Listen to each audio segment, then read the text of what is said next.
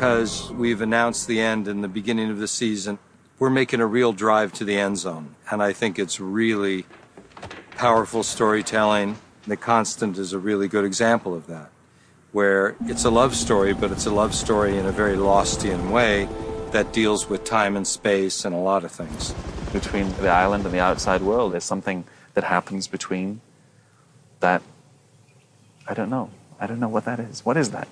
The challenge of The Constant was to find a way visually that when Desmond was experiencing these transitions from one time to another, You okay? to find a way to not make it cheesy so that we could always visually show that this guy thinks he's somewhere else, but suddenly he's here.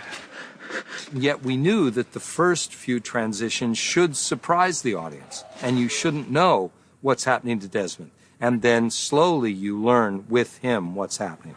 What the hell are you doing on your feet, Jim? The other challenge was to guide Ian's performance so that the level of hysteria, built. I like to sort of number scenes, like this is a 10, this is a 7, this is a 6, this is on certain levels, and I sort of expressed where I think the peaks were. And what I'm going to do on the freighter is I'm going to cut you on the freighter standing, and I'm going to do a steady cam shot that comes around you like this, and I'm going to continue around you here, stand. All right, so you're just standing in the middle of the thing. I don't know these people. This is wrong. I'm not supposed to be here. 20, 21. Desmond's pretty nuts at the beginning, so he doesn't know where he is, he doesn't know who they are, and he's pretty out of it. The reality of all of a sudden being in a different time would, I'm sure would send people to a psychiatric hospital, because I know I would have freaked out. Desmond, are you all right? Who are you? How do you know my name? Well, we're at a naval base, I think. I think it might actually be a museum. There's planes all around us. We're one of the hangars. We're doing something called poor man's process, where we pretend the helicopter's in the air and film with the green screen. A little more rocking and rolling of the helicopter.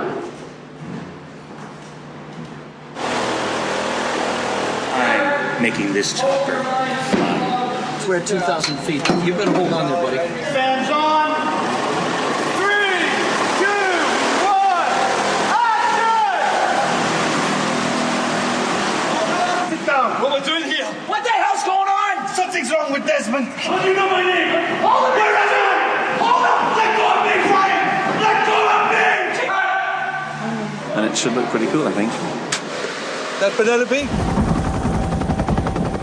She told Charlie she didn't know about this boat, correct? Flying along. And straight ahead. Cut. There we are, safely landed. Okay, another fun day on Lost. Are you Daniel Faraday? I think I've just been to the future. It could be just a dream. That was a big day's work. That was 2 very long, intense scenes. This is when I do the things in Oxford Pounds. So you sent her to the future? No. Her consciousness, her mind. In your case, I'm guessing the progression is exponential.